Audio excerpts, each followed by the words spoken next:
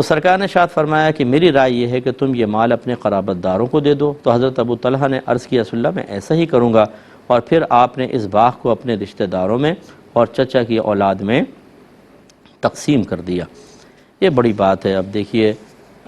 ہمیں بھی اس پر عمل کرنے کی کوشش کرنی چاہیے کہ اپنی بعض اوقات بہت زیادہ بڑی چیز نہیں، پسندیدہ چیز صدقہ کر دیں۔ خواتین جیسے ہیں، 2 سوٹ ہیں، ایک بڑا پسند آ رہا ہے کم، کبھی قربانی دے لیں کہ اللہ تیری رضا کی خاطر جو زیادہ پسند آ رہا ہے نا، یہ میں نے کسی کو رشتہ دار کو دے دیا۔ چلے کبھی کبھار، میں نہیں کہتا ہوں ہر دفعہ آپ ایسا کریں، یہ بہت مشکل ہے، کبھی کبھار یہ چلیں یوں کہہ دیتے ہیں زندگی میں ایک بار تو کر لیں کہ جو سب سے پسندیدہ چیز ہے وہ اللہ کے لیے کسی کو دے دی جائے۔ اگلے باب کی طرف آتے ہیں، باب وکالت الامین فی الخزانۃ ونحوہا، امانت دار آدمی کو خزانے وغیرہ کا وکیل بنانے کا باب۔ حدیث نمبر ہے 2319، اور حضرت ابو موسیٰ رضی اللہ تعالی عنہ اس کے راوی ہیں۔ وہ نبی کریم صلی اللہ علیہ وسلم سے روایت کرتے ہیں کہ آپ نے فرمایا، امانت دار خازن وہ ہے جو خرچ کرتا ہے، اور بعض اوقات یہ بھی فرمایا کہ جس شخص کو جس چیز کے دینے کا حکم دیا جائے وہ اس کو پورا پورا خوشی سے دیتا ہے، اور جسے دینے کا حکم دیا جائے تو وہ بھی صدقہ کرنے والوں میں سے ایک ہے۔ مراد یہ ہے کہ سرکار نے خزانچی جو ہوتے ہیں ان کی تعریف فرمائی اس کی کہ جو اس کا مکمل حق ادا کرے۔ تو ایک تو ہوتا ہے جیسے پہلے دور کے حاکم اسلام کے خزانچی ہوا کرتے تھے، تو وہ آرڈر کرتے تھے بھئی فلاں غریب کو اتنا مال دے دو، فلاں کو اتنا دے دو، فلاں کو اتنا دے دو۔ تو اگر وہ بعض اوقات لکھت پڑھت بھی نہیں تھی، شروع کے دور میں تو نہیں تھی، اعتماد اور وعید سنا دیا کرتے تھے اگر خیانت کرو گے تو آخرت میں یہ سزا ہوگی، تو خوف خدا کے ساتھ عمل کرتے تھے۔ تو اب یہ سرکار ان کی تعریف فرما رہے ہیں کہ خزانچی اگر خازن دیانت دار ہے، اس کو جہاں کہنے کا جہاں صدقہ کرنے کا حکم دیا وہاں پورا پورا صدقہ کرے گا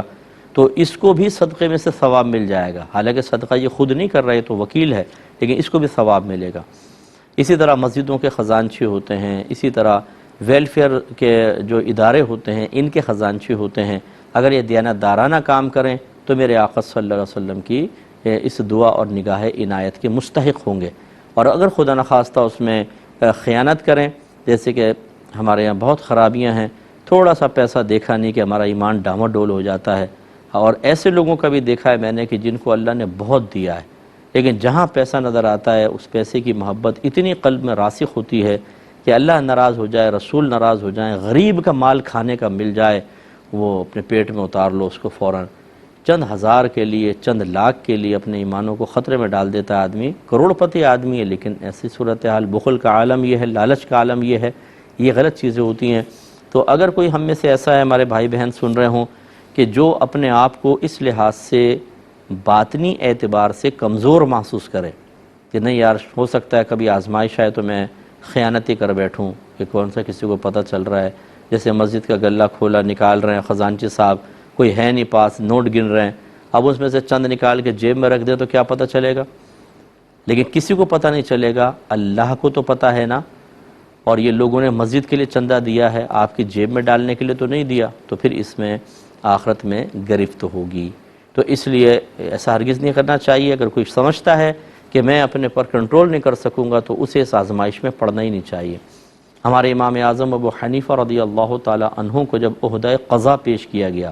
قاضی شہر بڑا مقام رکھتا تھا کہ بھی آپ فیصلے کریں، لوگوں کے درمیان جھگڑے سنیں، فیصلے کریں۔ تو امام اعظم رضی اللہ تعالیٰ عنہ چونکہ بہت زیادہ صاحب تقویٰ تھے، آپ نے خوف محسوس کیا کہ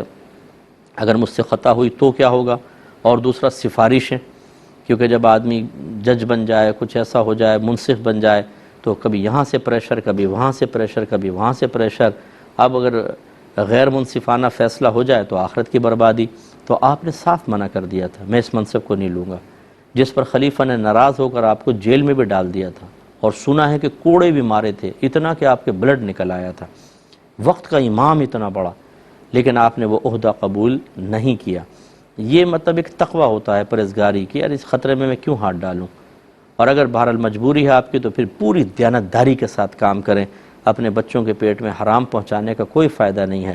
اس دنیا کی چند ٹکے یہیں رہ جائیں گے۔ کتنے عرصے انسان خرچ کر لیتا ہے، جو یہ بڑے کرپشن وغیرہ کر کے پیسہ بنا لیتے ہیں، کوئی کی پوسٹ پر بیٹھ گئے، رشوتیں لینا، سب کچھ، بینک بیلنس ایک تو وہ ظاہر نہیں کر سکتے کیونکہ پکڑ دھکڑ ہو جاتی ہے، چھپا کے رکھنا پڑتا ہے، کھل کے خرچ نہیں کر سکتے کہ لائٹ میں آ جائیں گے بھئی اتنا پیسہ کہاں سے خرچ کر رہا ہے۔ اس کا مطلب ہے صرف جمع کرنے کے لیے ہم نے خیانت کی تھی، اور حسرت کے ساتھ دیکھ کر مر جاتے ہیں۔ بچے عیش کر رہے ہوتے ہیں اس کے اوپر،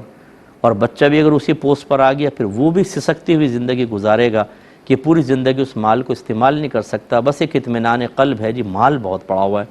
کیا فائدہ ایسے اربوں روپے کا کہ جس کو حسرت سے دیکھ کے آپ مر جائیں، پھر آپ کا بیٹا بھی اس طرح دیکھ کے مرے، اس کا بیٹا بھی دیکھ کر مرے۔ کس لیے جمع کیا تھا اتنا سارا مال؟ اس لیے کہ ہر ایک حسرت سے دیکھ کر صرف اطمینان قلب اور ایک نفسانی مزہ حاصل کرتا رہے، اتنا